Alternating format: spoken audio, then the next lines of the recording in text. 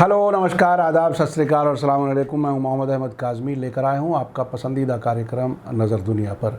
Lebanon की राजधानी Beirut में 4 अगस्त को हुए खौफनाक धमाके की अभी जांच अधूरी है। फिर भी हर तरफ से, देश के अंदर से और विदेशी सरकारों की तरफ से वहाँ की सरकार के बदलने की मांग तेज़ होती जा रही है। कई सरकारों ने तो लेबनान की इस मुसीबत के वक्त मदद के लिए की गई इंटरनेशनल कॉन्फ्रेंस में ये दबाव बढ़ाया है कि बेरूत के दोबारा बनाने और वापस नॉर्मल हालात पर लाने के लिए मदद तो दी जाएगी, लेकिन इससे पहले वहाँ पॉलिटिकल तब्दीली होनी चाहिए। अब तक सरकार के 3 मिनिस्टर इस्तीफ़ा दे चुके हैं। प्राइम मिनिस्टर हसन दायब ने आज शाम प्रेसिडेंट मिशेल ऑन से कहा है कि वो भी जल्द ही इस्तीफ़ा दे सकते हैं। इससे पहले प्राइम मिनिस्टर ने 2 महीने में इलेक्शन करने की बात की थी, लेकिन हर तरफ से दबाव है कि मौजूदा सरकार को हटाया जाए। कई मुल्कों का इल्ज़ाम है कि मौजूदा सरकार में बहुत करप्शन है, इसलिए इसका हटना ज़रूरी है। जो लोग लेबनान के हालात को बेहतर समझते हैं, उनका कहना है कि वहाँ के सियासी नक्शे से हिजबुल्लाह को हटाने की भरपूर कोशिश है। ये मांग मीडिया और पॉलिटिकल लीडर्स दोनों तरफ से की जा रही है। कुछ लोगों का कहना है कि बेरूत में ख़तरनाक धमाके का वाक़या 11 सितंबर 2001 को अमेरिका में हुए आतंकी हमलों जैसा है, जिसे 9/11 कहा जाता है, जिसमें न्यूयॉर्क में ट्विन टावर गिराए गए थे और तकरीबन 3000 लोग मारे गए थे। अमेरिका ने इस आतंकी हमले के फ़ौरन बाद अफ़गानिस्तान में तालिबान सरकार गिराई थी और 2003 में सद्दाम हुसैन की इराक़ की हुकूमत गिरा दी गई थी। यानी अमेरिका में आतंकी हमलों का असर दुनिया के कई मुल्कों पर पड़ा था। कुछ ऐसी खबरें भी गर्दिश कर रही हैं कि ये हमला इजराइल ने किया है, लेकिन इन खबरों की पुष्टि नहीं की जा सकती। आगे बढ़ने से पहले आपसे गुजारिश है कि अगर आप YouTube पर देख रहे हैं तो सब्सक्राइब कर लें और घंटी दबाना ना भूलें, और अगर Facebook पर देख रहे हैं तो हमारा पेज फॉलो कर लें और लाइक ज़रूर करें ताकि आपको हमारी हर एक वीडियो की खबर सही वक्त पर मिल सके। और अगर आपको हमारी खबर सच्ची और अच्छी लगे तो अपने व्हाट्सएप ग्रुप, फेसबुक, इंस्टाग्राम और ट्विटर अकाउंट पर ज़रूर शेयर करें ताकि मीडिया स्टार वर्ल्ड की खबरें दुनिया भर तक पहुंच सकें। खबर में आगे बढ़ने से पहले आपसे गुजारिश है कि इस खबर को आखिर तक ज़रूर देखें, क्योंकि इसमें बहुत से ऐसे फैक्ट्स हैं जिसका समझना ज़रूरी है। मीडिया स्टार वर्ल्ड की कोशिश होती है कि जहां से खबर है वहीं के मीडिया पर अच्छी तरह नज़र रखी जाए। लेबनान के अल नहार अखबार की अंग्रेज़ी वेबसाइट पर आज दी गई खबर के मुताबिक लेबनान की तबाह राजधानी बेरूत के पुनर्निर्माण यानी रिकंस्ट्रक्शन के लिए की गई इंटरनेशनल कॉन्फ्रेंस में विदेशी सरकारों ने शर्त लगाई है कि पैसा तभी मिलेगा जब बेरूत के प्रोटेस्टर्स की तरफ से सरकार की तब्दीली की मांग पूरी हो जाए। ये कॉन्फ्रेंस संडे 9 अगस्त को वीडियो कॉन्फ्रेंस के जरिए की गई है, जिसमें लेबनान के प्रेसिडेंट मिशेल ऑन ने विदेशों से मदद की मांग की है। इस कॉन्फ्रेंस में हिस्सा लेने वाले 30 से ज़्यादा नुमाइंदों ने इमरजेंसी इंसानी मदद के साथ ही बेरूत धमाके की भरोसेमंद और आज़ाद जांच के लिए मदद की पेशकश की है। यही मांग लेबनानी प्रोटेस्टर्स ने सैटरडे और संडे को बेरूत की सड़कों पर की है। ऐसा लगता है कि इन इंटरनेशनल कॉन्फ्रेंस में शरीक होने वाले मुल्कों और इन प्रोटेस्टर्स के बीच में ख़ास कोई तालमेल है। उधर से मांग कराओ, इधर से पूरी कराने का दबाव डालो। इसी बीच लेबनानी सरकार की कैबिनेट से कम 3 मिनिस्टर्स ने इस्तीफ़े दिए हैं। कहा जा रहा है कि लेबनान सरकार किसी वक्त भी गिर सकती है। अगर 20 में से 7 मिनिस्टर्स ने इस्तीफ़े दे दिए तो सरकार गिर जाएगी और सिर्फ ये एक्टिंग गवर्नमेंट की हैसियत में रह जाएगी। अल नहार ने आगे कहा है कि संडे की रात में बंद दरवाजे की बैठक के दौरान प्राइम मिनिस्टर हसन दायब ने अपने कई मिनिस्टर्स के साथ राय मशवरा किया। आज मंडे को कैबिनेट की मीटिंग होनी थी, लेकिन भारत और लेबनान के बीच 3 घंटे का फ़र्क होने की वजह से इस मीटिंग के आखिर तक हम इंतज़ार नहीं कर सके। एक खबर ये ज़रूर आई है कि प्राइम मिनिस्टर ने अपने इस्तीफ़े का इशारा दिया है। इस बीच 4 और मेंबर्स ऑफ पार्लियामेंट ने संडे को 128 सीटों वाली पार्लियामेंट से इस्तीफ़ा देने का ऐलान किया था। अब तक तय प्रोग्राम के मुताबिक इस हफ्ते के आखिर में पार्लियामेंट का सेशन भी होने वाला है। अल नहार अखबार के जर्नलिस्ट गोरजी अजहर ने अपनी रिपोर्ट में कहा है कि अब तक 3 मिनिस्टर्स के इस्तीफे के बाद लेबनान की सरकार बहुत कमज़ोर हो चुकी है।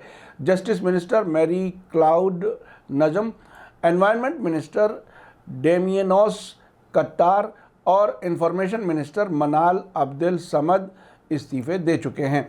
एक तरफ पॉलिटिकल बातचीत जारी है, जबकि संडे को दोपहर प्रोटेस्टर्स पार्लियामेंट के इलाके में पहुंच गए और कई मिनिस्ट्रीज़ की बिल्डिंग में घुस गए। सैकड़ों प्रोटेस्टर्स सिक्योरिटी फोर्सेस के साथ टकराते हुए दिखे, जिस पर सिक्योरिटी फोर्सेस ने आंसू गैस के गोले भीड़ को तितर बितर करने के लिए इस्तेमाल किए।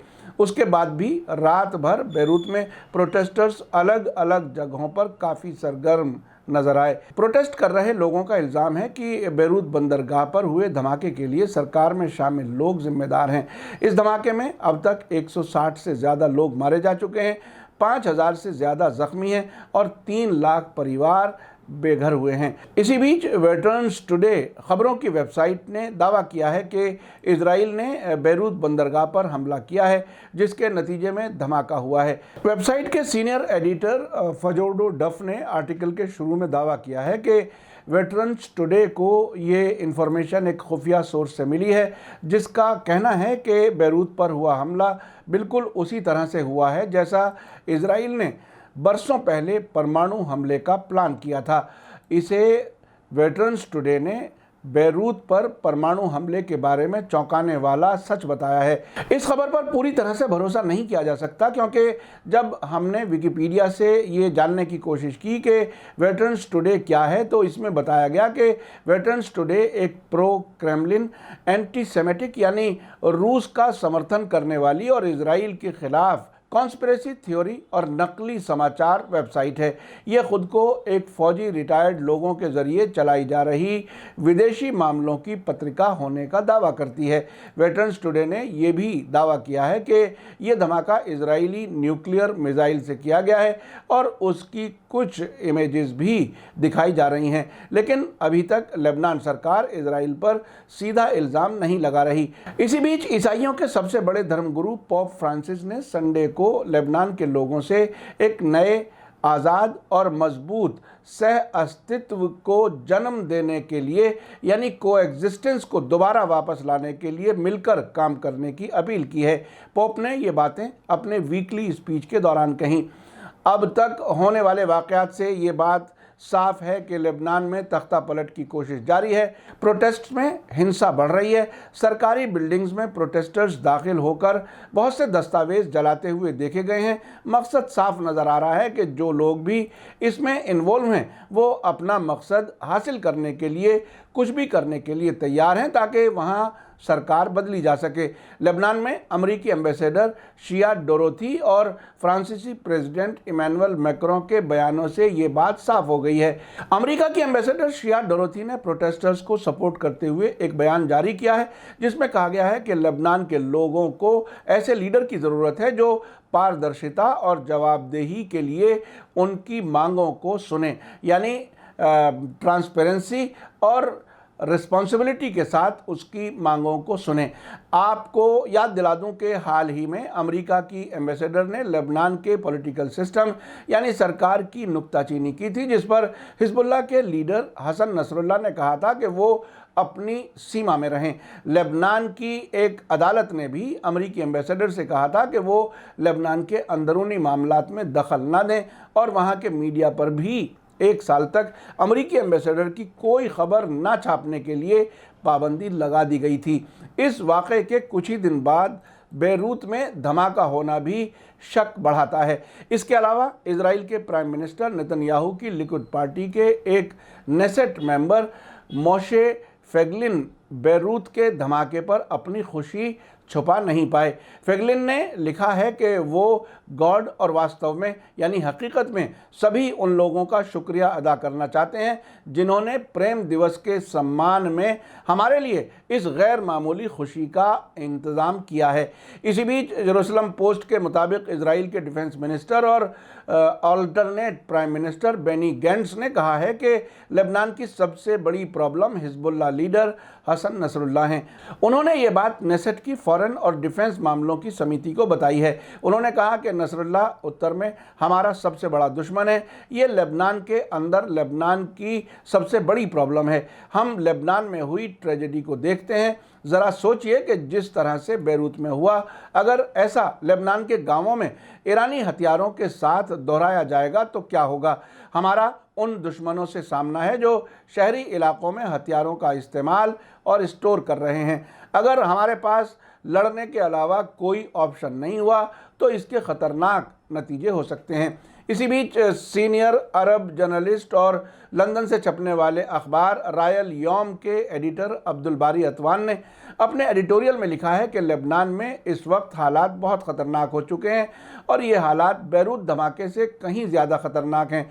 प्रोटेस्टर्स सड़कों पर उतर आए हैं, सरकार के मिनिस्टर इस्तीफे देते जा रहे हैं और बेरूत धमाकों के मरने वालों और ज़ख्मियों की तादाद बढ़ रही है। देश की इकोनॉमी जो पहले से संकट में डूबी हुई थी और अब उसकी हालत और भी ख़राब हो गई है। ये हालत जारी नहीं रह सकती। इसमें बुनियादी तौर पर सुधार लाना ज़रूरी है। सवाल ये है कि बुनियादी बदलाव आएगा कैसे और बदलाव का ये मिशन संभालेगा कौन। उन्होंने आगे कहा कि प्राइम मिनिस्टर हसन दियाब ने कहा है कि 2 महीने के अंदर मिड टर्म इलेक्शन कराए जाएं, जिसके नतीजे में नई पार्लियामेंट और नई सरकार बने और क्राइसिस के हल का प्रोसेस शुरू हो जाए। मगर फ़ौरन कुछ हलकों ने कहना शुरू कर दिया है कि इलेक्शन के कानून में बदलाव आना चाहिए और बेरूत धमाके की सही से जांच कराई जानी चाहिए और मुजरिमों को सज़ा दी जानी चाहिए। कुछ लोग फैक्ट्स को सामने लाने के लिए इंटरनेशनल जांच की मांग कर रहे हैं। ये लोग देश के पूरे सिस्टम को शक के दायरे में रखने की कोशिश कर रहे हैं। उन्होंने आगे कहा है कि हमारे ख्याल में इस बात को नज़रअंदाज कर दिया गया है कि बेरूत धमाके में बाहरी ताकतों का हाथ हो सकता है। बाहरी ताकतें इस वक्त हर मुमकिन अफवाह फैला रही हैं ताकि हिजबुल्लाह को बदनाम कर सकें। अतवान के मुताबिक धमाके के मामले में पहला शक इजराइल पर ही जाता है। लेबनान के अंदर अपने दोस्तों और जासूसों की मदद से इजराइल को सारी बातों की खबर रहती है, क्योंकि लेबनान के अंदर ऐसे ग्रुप्स मौजूद हैं जो इजराइल को अपना दुश्मन नहीं मानते। गुज़रे बरसों में इन्हीं ग्रुप्स की मदद से इजराइल ने लेबनान के अंदर बहुत सी जगहों पर जासूसी के इक्विपमेंट लगवाए थे और उनके ज़रिए से जासूसी कर रहा था। इसके अलावा इजराइल के ड्रोन रोज़ाना लेबनान के एयर स्पेस में घुस जाते हैं। हमें पूरा यकीन है कि इजराइल को अमोनियम नाइट्रेट के स्टॉक की पूरी जानकारी थी जो पिछले 7 साल से बेरूत की बंदरगाह पर रखा हुआ था। अतवान आगे लिखते हैं कि हो सकता है कि कुछ लोग हम पर साजिश की थ्योरी अपनाने का इल्ज़ाम लगाएं, मगर इसी तरह से इल्ज़ाम हम पर उस वक्त भी लगाए गए थे जब इराक़ में महाविनाश के हथियारों यानी वेपन्स ऑफ मास डिस्ट्रक्शन के दावे करने वालों को हमने झूठा कहा था। बाद में इन्हीं ख्याली हथियारों को बहाना बनाकर इराक़ को तबाह कर दिया गया। इसलिए हमें इस तरह के इल्ज़ामों से कोई फ़र्क नहीं पड़ता। मीडिया की बहुत सी रिपोर्टें हैं जिनमें इजरायली कमांडरों और अफसरों ने धमकियां दी हैं कि वे लेबनान के बुनियादी ढांचे को तबाह करके रख देंगे। इसी बीच संडे को CNN ने मोजाम्बिक की उस कंपनी के मालिक से बात की है जिसके लिए अमोनियम नाइट्रेट की ये खेप ले जाई जा रही थी। कंपनी के मालिक का कहना था कि इस खेप को बड़े अजीब ढंग से रोक लिया गया, जबकि इसके अलावा सारे शिप तयशुदा शेड्यूल के तहत हमारे पास पहुंच गए। अमेरिकी प्रेसिडेंट ट्रंप ने सबसे पहले ये बात कही थी कि बेरूत का धमाका किसी हमले का नतीजा है और उनके जनरलों ने उन्हें ये बताया है। धमाके के बाद इजरायलियों ने जिस तरह आनन फानन में बयान दिए कि इसमें उनका हाथ नहीं है और वो लेबनान के लिए मदद भेजने के लिए तैयार हैं, उससे शक और भी बढ़ जाता है। आखिर में अतवान ने कहा है कि इस वाक़े के बाद अब लेबनान के चंगुल में जकड़ने की साजिशें तैयार हो चुकी हैं। धमाके के शुरू से ही सऊदी और कुछ लेबनानी टीवी चैनलों ने हिजबुल्लाह पर इल्ज़ाम लगाना शुरू कर दिया वे ताकतें हरकत में आ गई हैं जिन्होंने इससे पहले सीरिया को तबाह किया, यमन को तबाह किया और लीबिया की दुर्दशा की जिम्मेदार हैं। आखिर में मेरा कहना है कि लेबनान में हुए धमाके के बाद जिस तरह से इजराइल, सऊदी अरब, फ्रांस, अमेरिका और यूरोपीय यूनियन लेबनान में सरकार बदलने की कोशिश कर रहे हैं और हिजबुल्लाह को हाशिए पर ले जाने की कोशिश कर रहे हैं, इस सब का मकसद इजराइल के एक बड़े अहम दुश्मन को कमज़ोर करना है। लेकिन जिस तरह से इस पूरे इलाके की पॉलिटिकल हालत है, ये प्लान कामयाब होता नज़र नहीं आता। ईरान ने इस धमाके के बाद काफ़ी तेज़ी से मदद पहुंचानी शुरू कर दी है, जिसमें दूसरी इमदाद के अलावा टेम्पररी हॉस्पिटल भी कायम कर दिया गया है। अभी तक लेबनान सरकार ने हिजबुल्लाह के खिलाफ एक लफ्ज़ भी नहीं कहा है। फ्रांस के प्रेसिडेंट इमैनुअल मैक्रोन ने जिस तेज़ी से बैरूत का दौरा किया है, उससे जाहिर होता है कि वो अब भी कहीं ना कहीं अपने दिमाग में ये फितूर पाले हुए हैं कि लेबनान अब भी उनके तहत कॉलोनी है। लेकिन जिस तरह से हिजबुल्लाह ने साउथ लेबनान में जनता के लिए काम किए हैं और लेबनान सरकार के लिए ख़ास तौर से इजराइल से सुरक्षा में मदद की है, उसकी वजह से वहाँ की आवाम और सरकार उसे नहीं बुला पाएगी। ये बात अपनी जगह सही है कि लेबनान में कुछ ऐसे सियासी ग्रुप्स हैं जो इजराइल से दोस्ती चाहते हैं और इजराइल के लिए वहाँ जासूसी करना काफ़ी आसान है। लेकिन मुझे इस मौके पर लेबनान के फॉर्मर प्राइम मिनिस्टर रफ़ीक हरीरी की हत्या के बाद जब हिजबुल्लाह पर इल्ज़ाम लगाए जा रहे थे कि वो इसके लिए ज़िम्मेदार है, हसन नसरुल्लाह ने प्रेस कॉन्फ्रेंस में इजरायली खुफिया इंफॉर्मेशन इकट्ठा करने वाले जहाज़ से हासिल की गई वीडियो फुटेज प्रेस के सामने रखी थी। इससे ये समझना भी आसान हो गया था कि हिजबुल्लाह ने भी इजराइल में अपने जासूस छोड़े हुए हैं या कुछ इजरायली खुफिया विभाग के लोगों को ख़रीदा हुआ है। बैरूत धमाके से पहले हिजबुल्लाह की धमकी से इजराइल डरा हुआ था और हड़बड़ाहट में अजीब अजीब हरकतें कर रहा था। हिजबुल्लाह के डर से अगस्त 2019 में इजरायली फ़ौजियों के ज़रिए जीपों में अपने पुतले रखकर भागना भी सभी को याद है। ऐसे हालात में हिजबुल्लाह को लेबनान के पॉलिटिकल मैप से अलग किया जाना इतना आसान नहीं होगा। इसी के साथ मुझे दीजिए इजाज़त। आज का एपिसोड कैसा लगा कमेंट्स में ज़रूर लिखें। थैंक यू, धन्यवाद, शुक्रिया। जय भारत, जय हिंद।